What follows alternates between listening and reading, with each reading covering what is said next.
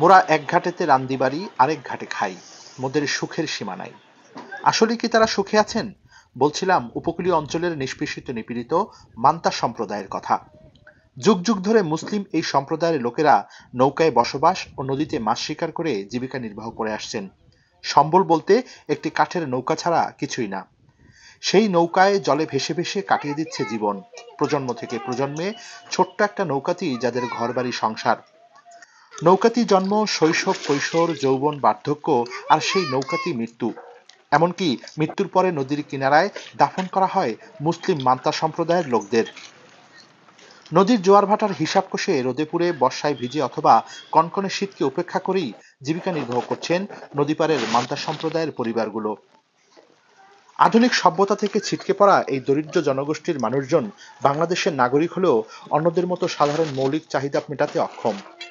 বিশাল এই জনগোষ্ঠীর প্রাতিষ্ঠানিক শিক্ষা তো দূরের কথা, নাই স্বাস্থ্যসেবা অথবা পরিবার পরিকল্পনা, জানা নেই জন্ম নিয়ন্ত্রণ পদ্ধতির নিয়ম কানুনও। চিরাচরিত মান্তা জনগোষ্ঠীর এই পরিবারগুলো রামনাবাদ, বুড়াগৌরাঙ্গ, আগুনমুখা নদীসহ আশেপাশের বিস্তীর্ণ নদীতে বসতি গড়ে তুলেছে।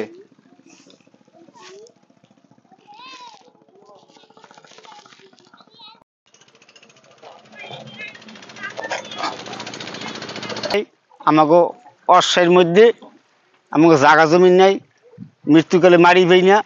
হ্যাঁ, আমাকে খাল পারে মারি দেওয়া লাগে। হ্যাঁ, আমরা মেয়ে ছেলে নিয়ে নদীতে ব্যবসা বাণিজ্য করি, নদীতে নাই মাছ। আজকে দেখা গেছে কোরালঘাট গেছি, কোরালঘাট তো বাইতে বাইতে আইসি, এই তেমন একটা মাছও পাইনি। এখন আমাকে মেয়ে ছেলে লইয়া চলতে খুব কষ্ট। আমরা মেয়ে ছেলে লইয়া এখন চলতে কষ্ট, কেউ আমার কোনো জায়গা জমি নেই, আমরা থাকতে কষ্ট, চলতে কষ্ট। আমাকে সরকারের যে কোনো একটা বিষয় কিছু যদি করতে, আমরা যে কোনো সুবিধা পাইতাম। জার্মানির এই কিছু আমরা জানি না। চিকিৎসা করলে আমাকে কেউ জিজ্ঞাসা নাই।